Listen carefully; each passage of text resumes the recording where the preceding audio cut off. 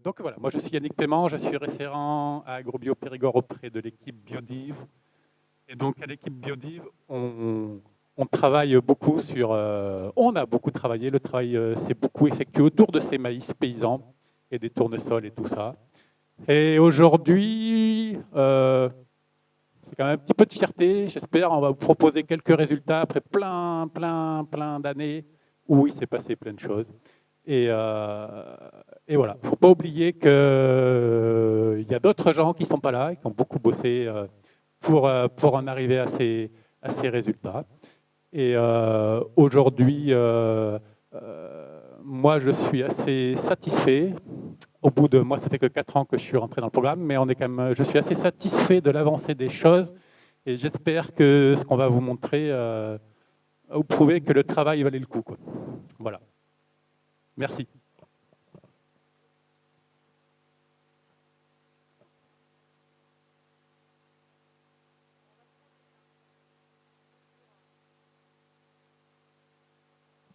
On a vu que les pros, ils faisaient ça à France Bleu Périgord, alors on s'est dit, bon, on va le faire comme les pros, quoi.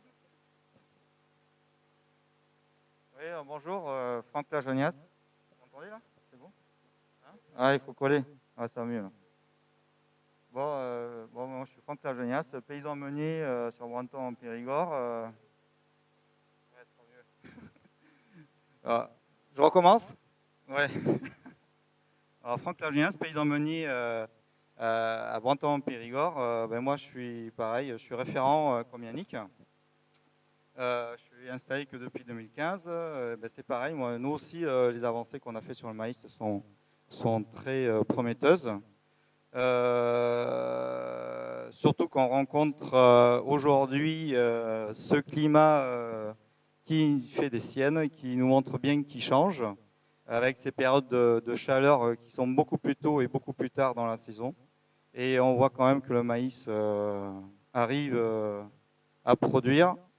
En ce qui me concerne sur mon exploitation. Donc voilà, donc la Biodiv, oui, on travaille beaucoup sur le maïs. Il y a un groupe qui se fait sur le blé, là, qui est en train de démarrer pour les blés paysans aussi, où il y a encore beaucoup de choses à découvrir pour relancer un peu cette production de blé, avoir d'autres des blés qui s'adaptent un peu plus à ce climat aussi. Voilà, et puis on n'oublie pas les semences potagères également, qui sont très présentes au sein de la Biodiv. En ce qui concerne le maïs, comme disait Yannick, on a beaucoup bossé dessus. Pour ma part, je pense qu'on n'est qu'au début. Voilà, il y a encore beaucoup de travail à faire. Merci. Il y a encore beaucoup de travail à faire. Et surtout avec le changement du climat, je pense qu'il faudra aussi qu'on change nos pratiques. Voilà.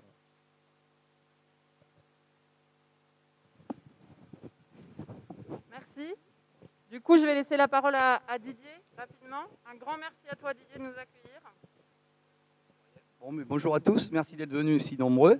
Vous avez tous tellement voulu la pluie pendant 3 mois que on l'a aujourd'hui, tant pis pour vous. Comme disait un voisin, au moins on est content d'être en réunion, on n'a pas de regrets. Donc ici vous êtes sur les lieux de la ferme des Gardes, donc le maïs c'est un peu une culture et presque une passion, et une culture dans les deux sens. Donc ça fait une dizaine d'années que la ferme des Gardes est rentrée dans le programme. Moi je ne suis pas référent parce que j'estime ne pas avoir assez de temps, mais ça m'intéresserait bien de l'être de temps en temps. Mais je participe beaucoup au programme de la biodiversité, notamment dans le maïs, à une époque un petit peu dans le tournesol. Et aujourd'hui, effectivement, on va parler de maïs et on va essayer Tu m'entends pas, Stéphanie? Si, ça va mieux là, voilà, d'accord. Donc pour ceux qui prennent le micro, c'est comme ça. Voilà, on va parler de maïs et je pense que ça va être une journée passionnante. La ferme des Gardes, en tout cas, est très heureuse d'accueillir cet événement. Et bon, il y a du monde, c'est sympa. Et je crois qu'on est dans un lieu idéal pour parler de maïs et sous toutes ses formes. Voilà, et bonne journée à tous.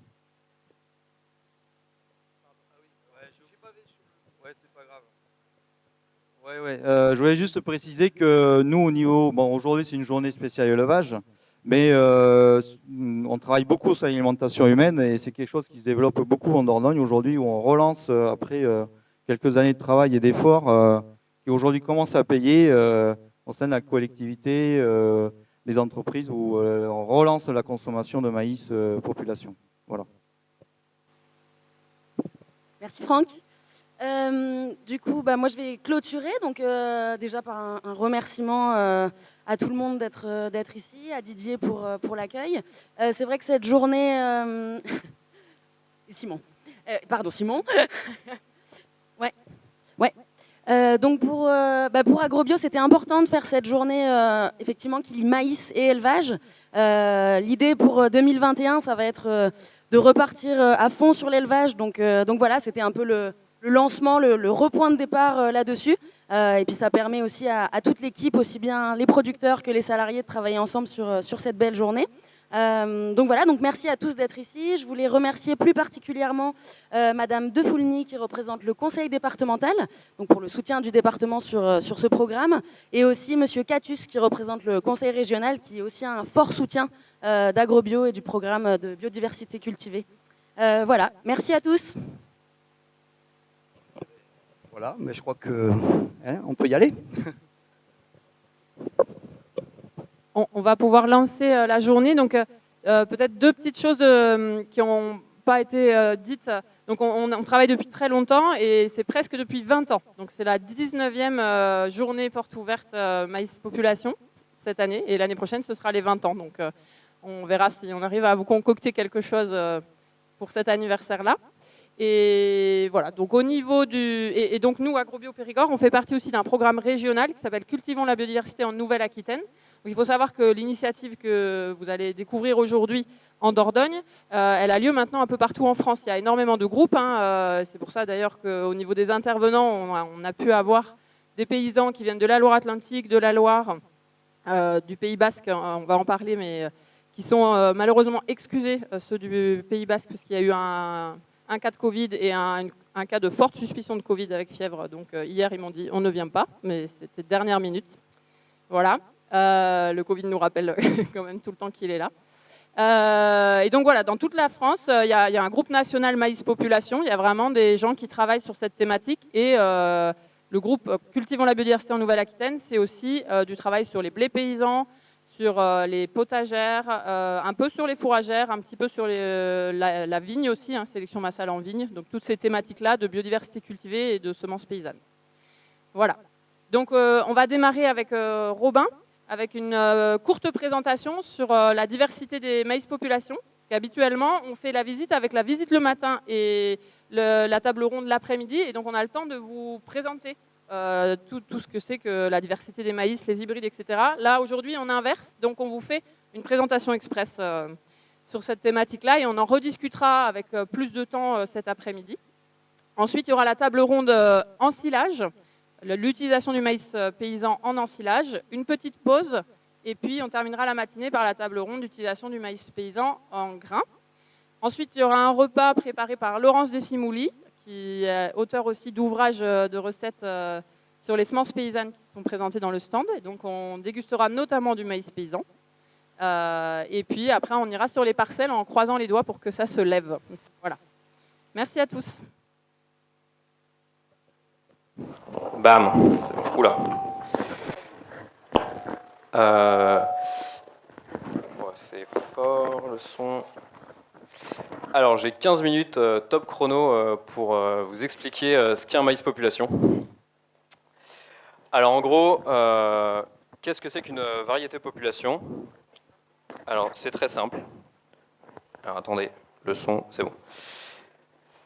Alors, en gros, voilà, je vais vous présenter ce que c'est qu'une variété population, en quoi c'est différent des hybrides, qu'on a plutôt l'habitude de rencontrer dans les systèmes actuels. Et je vais aussi vous montrer qu'il n'y a pas le maïs population, mais il y a bien une immense diversité de maïs population. Donc en gros, à la fin de cette présentation, si vous me dites j'ai essayé le maïs population, ça ne me convient pas, eh ben, je vous dirai c'était pas le bon. Voilà. Alors une population, eh ben, c'est très simple. C'est comme un troupeau de vaches. Donc un troupeau de vaches d'une race quelconque. Toutes ces vaches partagent des caractéristiques communes qui sont les caractéristiques de la race. Mais chaque vache individuellement est unique. Elles ont des taches différentes, des cornes différentes, des sensibilités aux mammites différentes, des caractères différents. Et donc une population de maïs, eh ben, c'est exactement la même chose. Chaque plante dans le peuplement végétal est unique. Donc toutes les plantes sont différentes. Et en fait, cette grande diversité de génétique qui constitue un peuplement, eh bien, ça apporte deux super pouvoirs aux populations. Le premier super pouvoir qu'apporte la diversité génétique, c'est la reproductibilité. C'est-à-dire que tous ces individus différents, chaque année, ils vont se croiser entre eux. Il y aura un nuage de pollen qui va se mélanger. Chaque pollen va aller féconder ci et là. Voilà, c'est l'éclate. Et toute cette grande diversité en fait, génétique se recombine complètement et va donner de nouveaux individus. Ces nouveaux individus, la génération suivante, bah, ils vont différents des parents.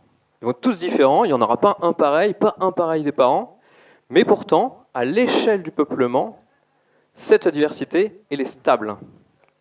Et donc cette stabilité, en fait, ça permet à la population de se reproduire année après année, sans, en fait, du coup, ce qu'on appelle, sans faire de divergence génétique, par exemple, du coup, sans perdre de la génétique. Le deuxième grand pouvoir de la diversité, c'est que cette diversité génétique permet aux populations d'être adaptables et évolutives. Et ça, c'est extrêmement important. Parce que du coup, ça laisse la possibilité aux paysans, donc par la sélection consciente, ou alors, en fait, tout simplement grâce au hasard par la sélection naturelle, d'orienter la population dans un sens ou dans un autre. Et en fait, la sélection, c'est l'exercice du choix. Donc des fois, le choix, c'est nous qui le faisons, c'est la sélection paysanne. Des fois, c'est le hasard ou les conditions du terrain qui le fait. Du coup, c'est la sélection naturelle. Et du coup, pour faire un choix, il faut une diversité. Si vous allez au bar et vous prenez de la lèvre à la pression, parce qu'il n'y a que de la lèvre à la pression, on ne peut pas vraiment dire que vous avez choisi votre bière. Bah, c'est exactement pareil. Voilà. Et alors, un dernier petit détail qui n'est pas des moindres sur ces variétés populations ou ces variétés paysannes, c'est qu'elles sont libres de droit. Ça, c'est extrêmement important politiquement, c'est-à-dire qu'elles n'appartiennent à personne, donc elles appartiennent à tout le monde.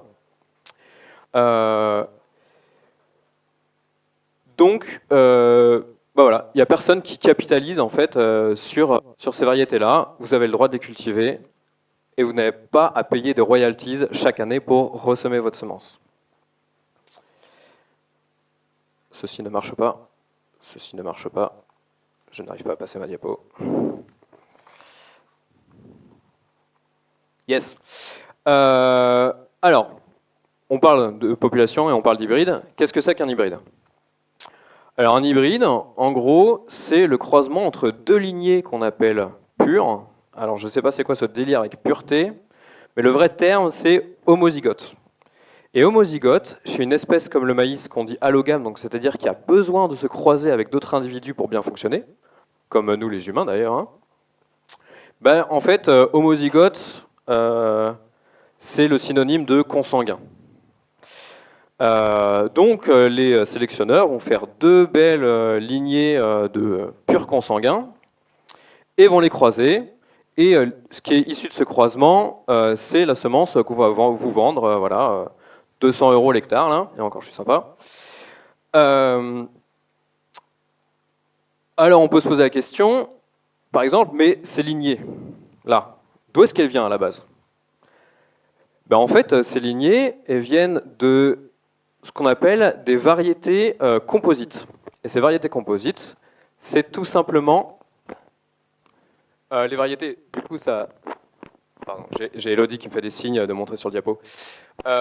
Les variétés composites, c'est en fait issu tout simplement d'un mélange des populations qui ont été sélectionnées et améliorées par les paysans pendant plusieurs siècles.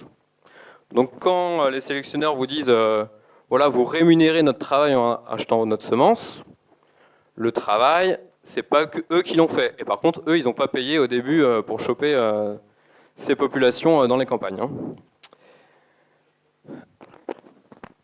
Et ces variétés composites, alors par contre, c'est pas juste le mélange de plein de variétés qu'ils ont récupérées dans la campagne, ils font quand même une amélioration de ces variétés composites. Mais comment est-ce qu'ils améliorent ça?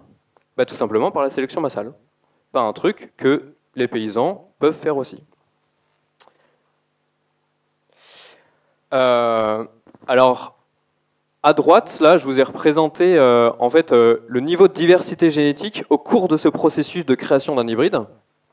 Et voilà, je vous invite à noter cet étranglement en fait, génétique qui se fait au moment du prélèvement des individus pour faire les lignées pures. Et qu'est-ce qui va se passer si vous ressemez en fait, votre hybride? Eh bien, vous allez perdre cette homogénéité, on va dire factice, en fait, cette homogénéité très très très temporelle. Mais par contre, vous n'allez pas gagner en diversité génétique. C'est-à-dire que votre population, votre peuplement, on va dire, on va pas parler de population à ce moment-là, votre peuplement, il sera en fait toujours issu que de 2 parents uniques. Et ça, à part dans la Bible avec Adam et Ève ou l'Arche de Noé, le vivant, il n'aime pas trop ça en fait, une population qui vient de 2 parents. En gros, ce peuplement-là, il ne va pas avoir les 2 super pouvoirs de la diversité. Alors, alors, quelque chose qui est assez intéressant quand même sur les hybrides, c'est que on associe le succès des hybrides à ce moment-là de croisement des 2 lignées pures par ce qu'on appelle l'effet d'hétérosis. Et nous avons parmi nous notamment du coup Jean-Pierre Berland, qui est un ancien du coup directeur de recherche à l'INRA de Montpellier, qui a fait une vaste enquête en fait sur cette mystification de l'effet hybride. Donc on ne va pas en parler ce matin, on en parlera peut-être plus cet après-midi devant les parcelles de population et d'hybrides pour débattre un peu de ce sujet-là. Mais en gros, le succès des semenciers, il repose pas sur cet hybride. Il repose surtout sur la qualité semencière que vous proposez les semenciers, ça il faut bien l'avouer, et sur la qualité de cette variété composite qu'ils ont améliorée par sélection massale. 2 choses, qualité semencière et sélection massale, parfaitement réappropriables par les paysans. Alors laissons les hybrides de côté et revenons à nos populations. Voilà, là c'était un petit montage photo pour montrer cette diversité en fait, qu'on rencontre chez les maïs populations. Et encore, on a perdu 70% de la diversité cultivée suite à l'industrialisation de l'agriculture. Aujourd'hui, il y a à peu près une centaine, on va dire, de variétés de maïs population qui sont cultivées en France. Et voilà, elles présentent des caractéristiques extrêmement sur les niveaux de rendement, leur précocité, les taux de protéines, des comportements à la panification, des couleurs et des formes d'épis, là, comme peut l'attester cette photo. Donc on va explorer très rapidement quelques aspects de cette vaste diversité. Donc je vais vous présenter juste quelques populations. Donc par exemple, sur ce graphique, l'idée c'est pas de lire ce qu'il y a sur les points, hein. C'est l'axe horizontal, ça va être le rendement potentiel de la variété. Donc plus c'est à droite, plus c'est une variété productive. Et l'axe vertical, c'est le taux de protéines dans le grain. Donc plus le point est haut, plus le grain est protéiné. Et donc là, par exemple, je vous ai illustré 2 populations. Donc par exemple, le blanc d'Astarac, donc il y a un potentiel de rendement qui est moyen, mais par contre qui est extrêmement riche en protéines. Et de l'autre côté, par exemple, la variété OPM, qui elle a plus un profil rendement que grain. Et en fait, en fonction des systèmes de valorisation des paysans, eh bien, il y a des variétés qui vont correspondre à tel ou tel système en fait. Et c'est un peu ça en fait l'idée de la biodiversité cultivée, c'est-à-dire aujourd'hui dans le monde paysan on a une diversité de systèmes, diversité de valorisation, et l'idée c'est d'avoir en fait une diversité de variétés qui viennent correspondre à la diversité des modèles agricoles. Un autre petit exemple ici, donc là sur l'axe horizontal cette fois-ci je vous ai mis la taille de plante, qui est souvent assez corrélé par exemple au rendement taux de matière sèche, la matière sèche à l'hectare. Et sur l'axe vertical, la précocité de la variété. Et donc là, je vous ai présenté les 2 extrêmes. D'un côté, par exemple, le blanc de Monin, donc, qui est une variété toute petite et précoce. Et de l'autre côté, on a un maïs cubain qui est gigantesque et qui est tellement tardif qu'il n'arrive pas à boucler son cycle sous nos latitudes. Là, c'est une situation assez intéressante. C'est-à-dire que des variétés ne vont pas forcément se comporter de la même façon dans des systèmes différents. Donc là, sur ce graphique, est représenté des rendements obtenus dans différentes situations. Donc plus le point est élevé, plus le rendement est élevé. Et là, sur les points, en bleu, c'est les systèmes où il y a eu de l'irrigation, et en rouge, c'est les systèmes où il n'y a pas eu d'irrigation. Et donc à gauche, on a par exemple la variété Abelastone, qui a un comportement particulier qui va extrêmement bien valoriser l'eau, en fait, du coup soit un système irrigué, soit beaucoup de pluviométrie. Donc les écarts sont vraiment immenses en fait entre le système irrigué et le système en sec.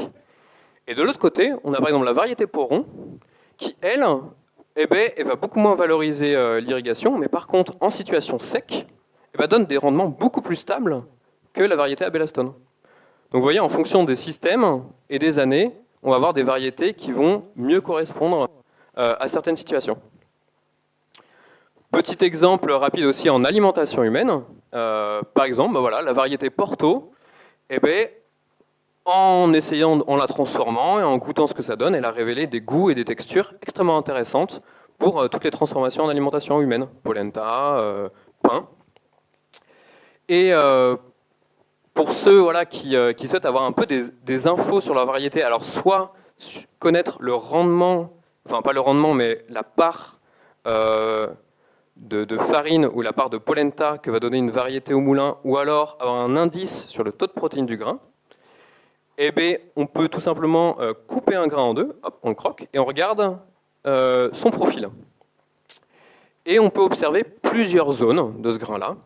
Donc on a souvent au centre une zone qui est blanche, poudreuse. Cette zone est toujours blanche, poudreuse, c'est ce qu'on appelle l'endosperme farineux. Donc ça, quand on le passe au moulin, ça va donner la farine. Et cette partie-là, elle est aussi très riche en amidon.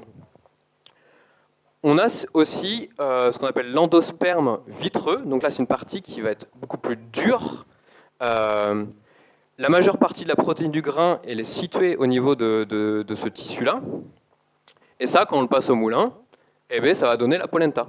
Donc rien qu'en coupant un grain, on peut se dire, ah bah là, si ça je le passe au moulin, ça va me donner 50-50. 70% de farine, 25%, 30% semoule. Et alors là, c'est pas visible en coupant le grain, mais dans la peau du grain, en fait, il y a plein de petits éléments chimiques qui vont jouer sur les textures, beaucoup des produits transformés en alimentation humaine, et aussi parfois sur la digestibilité du grain, notamment en volaille. Voilà. Donc il y a aussi plein de petites choses comme ça qui se passent dans le grain, et évidemment les variétés population, il y a tous les extrêmes. On va avoir des variétés qui vont être uniquement avec de l'endosperme vitreux, ce qu'on appelle le popcorn par exemple. Et les hybrides ont plutôt un profil très amidonné. Voilà. Alors pour conclure, en gros le champ des possibles avec les maïs population, vous l'avez compris, il est immense. Et aussi, avec les variétés paysannes, c'est pas aussi qu'une question de performance ou de caractéristiques. Les variétés portent aussi une histoire. Et ça, ça a une autre valeur. C'est une valeur qui n'est pas agronomique, mais ça a une valeur sociale aussi. On est en charge, quand on cultive une variété de population, d'un patrimoine aussi, qu'on conserve, qu'on fait évoluer. Et alors toutes ces caractéristiques, toutes ces histoires, toutes ces petites particularités qu'ont les maïs populations, on les découvre que petit à petit, et au prix de beaucoup d'efforts, de mesures, d'essais de panification, de travail avec les paysans, de retour d'informations. Tout ça, ça tombe pas, c'est pas en voyant les pics qu'on va connaître toutes ces choses-là, quoi. Et c'est pour ça du coup qu'on attache. Et des fois, on se dit pourquoi conserver cette variété alors que clairement on n'a pas l'impression qu'elle va convenir à quelconque système agricole. En fait, peut-être qu'elle ne convient pas à un système agricole aujourd'hui, mais peut-être qu'elle conviendra à un système agricole de demain, quoi. Et donc c'est pour ça en fait qu'on attache une grande importance en fait à la sauvegarde de ces variétés populations. Et cette sauvegarde, elle ne peut pas se faire dans des frigos. Cette sauvegarde, sauvegarder la diversité, c'est sauvegarder la dynamique du fonctionnement de la diversité. Et ça peut que se faire dans les champs. Et ça peut que se faire si les paysans multiplient des variétés sur leur ferme. C'est ça le mécanisme du sauvegarde de la biodiversité. La biodiversité, ce n'est pas quelque chose qui est fixe, qu'on conserve, qu'on met dans des musées. C'est quelque chose qui évolue, qui est vivant, quoi. À la Maison de la Semence, du coup, on fait beaucoup de travail de description de variétés, comme vous l'avez compris, pour apprendre à les connaître, et du coup, mieux orienter les paysans qui souhaitent cultiver du maïs population sur leur choix variétal. Et évidemment, toutes ces connaissances, c'est quelque chose de vivant, en fait. Et c'est en fait surtout grâce à un réseau de partage et d'expérience qu'on nourrit en fait à l'échelle nationale et aussi à l'échelle internationale. Voilà, cette diversité d'expériences, cette diversité de compétences, cette diversité aussi de culture, d'approche, de philosophie sur les variétés paysannes, c'est ça qui va faire en gros la magie, enfin, je trouve, du coup, du maïs population. Donc en gros, pour conclure, avec le maïs population, chacun peut trouver chaussure à son pied, ou presque. Et donc ça va être notamment une partie des discussions sur les tables rondes de ce matin. Et si les variétés ne nous conviennent pas tout à fait, eh bien, ce qui est magique, c'est qu'elles sont adaptables et améliorables par la sélection paysanne. Et ça va être plutôt le sujet de nos visites de parcelles de cet après-midi. Vu que le temps est court et que ce matin, on va prioriser du coup, les échanges avec les paysans, je ne vais pas vous laisser l'opportunité de poser des questions. Et on pourra voir ça plus cet après-midi. Donc on peut passer à l'installation des tables rondes. Je vous remercie pour votre attention. Et puis tout à l'heure.